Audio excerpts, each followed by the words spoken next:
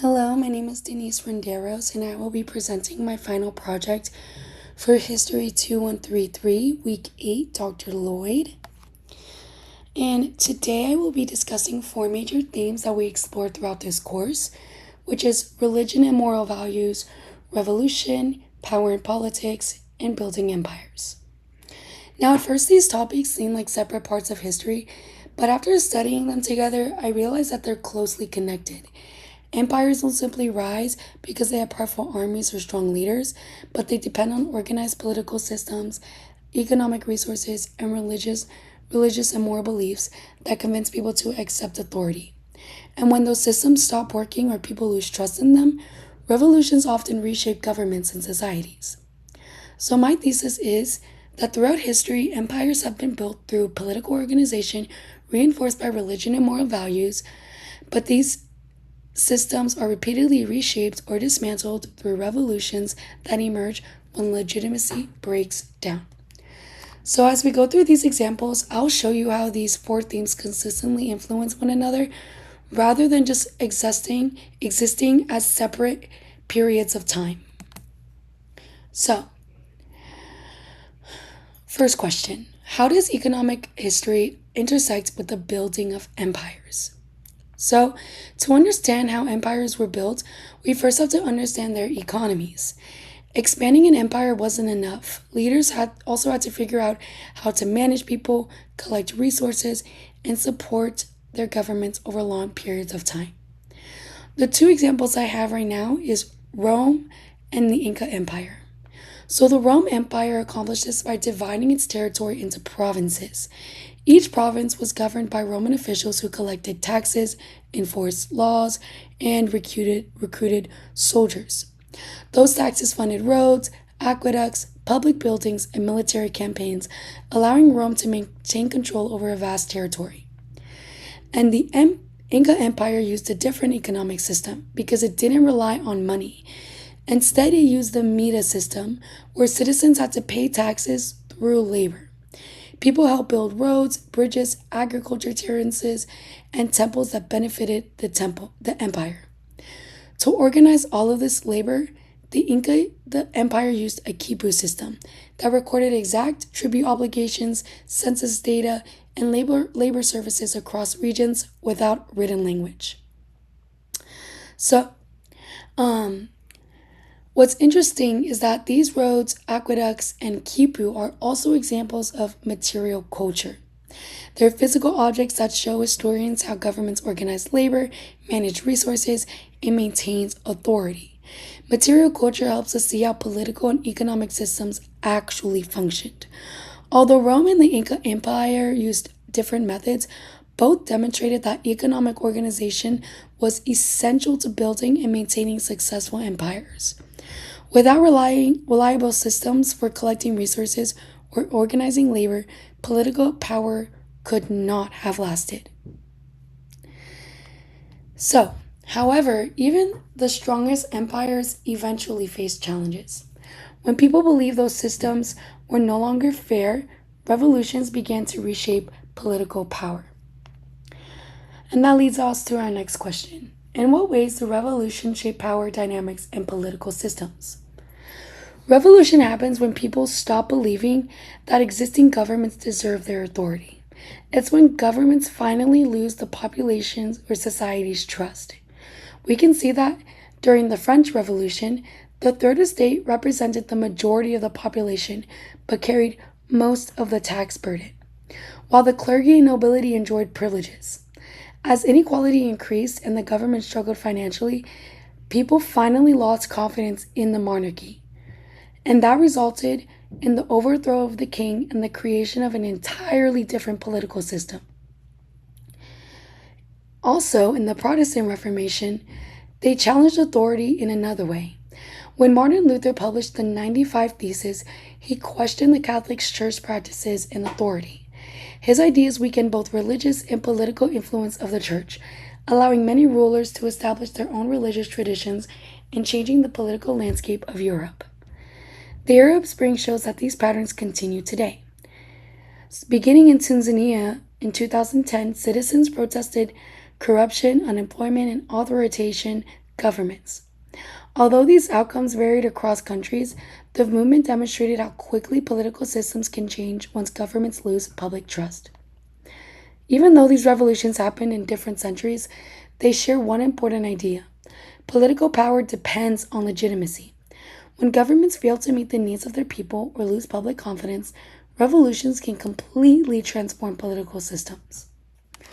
Revolutions explain how power changes, but they also raise another question.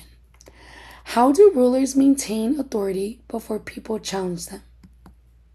And that leads us to how does power and political function in building and maintaining empire? Power and politics determine how governments organize society and maintain control over large populations.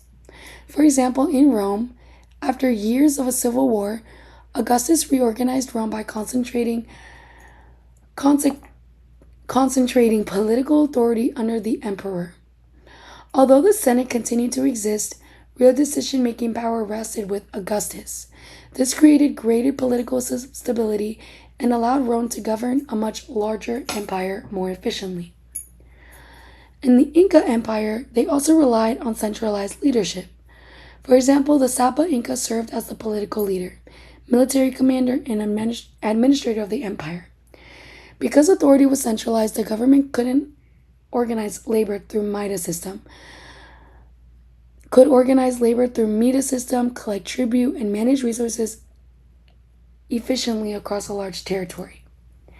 And then we also see this in the Soviet Union. The Soviet Union provides another example of centralized political power. The government controlled production, labor, and industry, giving political leaders significant influence over both the economy and everyday life. So, looking across these examples, it's clear that successful empires truly depended on more than just military strength. Political institutions created order, organized resources, and allowed governments to maintain control over a lot of diverse populations. Very strong political systems became the foundation on where empires started to expand. But political systems are often strongest when people believe their leaders have a legitimate right to rule. So, throughout history, religion and moral values have played a major role in creating that legitimacy. Religion has often strengthened political authority by giving governments moral or divine legitimacy.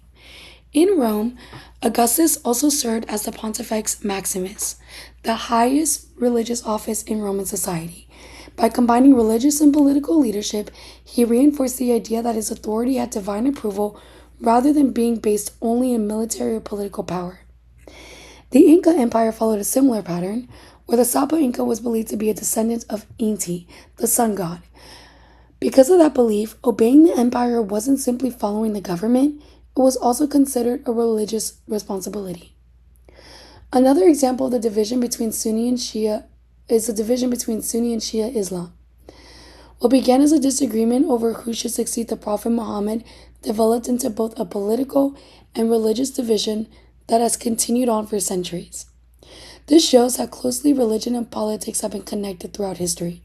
And these examples show that religion often reinforced political systems by encouraging loyalty and providing moral justification for leadership. At the time when religious authority was questioned, political authority often became weaker as well. And this connects directly back to the revolutions we discussed earlier, where people challenged governments they no longer believed were legitimate. And looking across all of these examples, we can see that none of these themes exist independently. They consistently shape and influence one another. So, looking at these four themes together, they change the way I think about history. Before taking this course, I truly thought about these events, like the Roman Empire, the Protestant Reformation, and the French Revolution, as separate moments in time. But after I studied them all together, they helped me realize there was a very large historical pattern. Economic systems made it possible to build empires by providing resources and organizing labor. Political systems transformed those resources into stable governments. Religion and moral values strengthened these governments by giving rulers legitimacy and encouraging people to accept their authority. When those systems became unequal, corrupt, or lost the trust of the people, revolutions challenged existing power and created new political systems. Even material culture reflects these connections. Roman roads, Inca Kipu, temples, and other physical objects revealed how governments exercised power, organized society, and reinforced their authority. These artifacts allowed historians to understand the relationship between politics, economics, religion, and empire long after those civilizations disappeared. Understanding how these four themes interact give us a much deeper understanding of history. Instead of viewing historical events in isolation, we need to recognize recurring patterns that explain how societies rise, change, and fall. Those patterns continue to influence our world today, making the study of history relevant far beyond the classroom. Here are my citations for all the sources I use to support my presentations and my readings and my analyzations.